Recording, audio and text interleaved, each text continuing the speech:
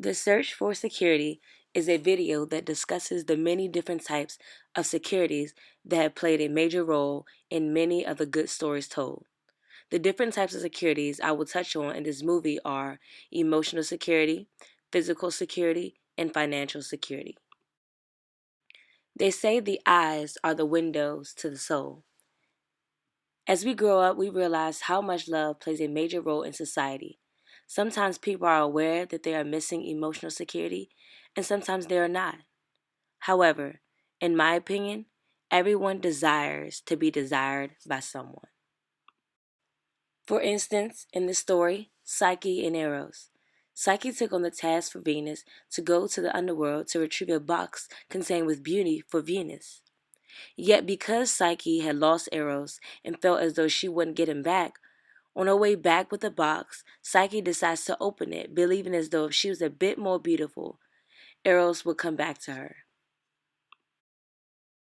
By Psyche opening the box, it sparked the things I do that act as a means to enhance my beauty, my use of makeup, wanting to make myself a bit more beautiful. When I think about physical security, I think about the story where Spider was filled with a lot of courage, which allowed him to be the first to make it up the ladder. This was a point of resonance for me because it showed me that sometimes you may have to climb alone, but that sometimes some things might not make sense to others. But take pride in your decision to continue climbing because you usually make it to the top, just like Spider did. Spider's courage made me think of myself when trying to get into the University of Maryland College Park. I'm so glad I was filled with the courage to keep climbing despite others' opinions. So many people kept telling me, why don't I just apply somewhere else or go to one of the schools that accepted me? But I was determined to go to the University of Maryland, and eventually, I got in. The look on my grandfather's face is priceless because I know me attending the University of Maryland truly makes him happy.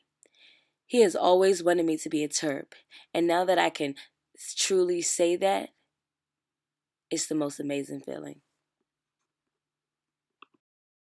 For financial security, in the story Lazy Jack, Rosa, Jack's wife, was concerned because they were running out of money and Jack didn't want to find work.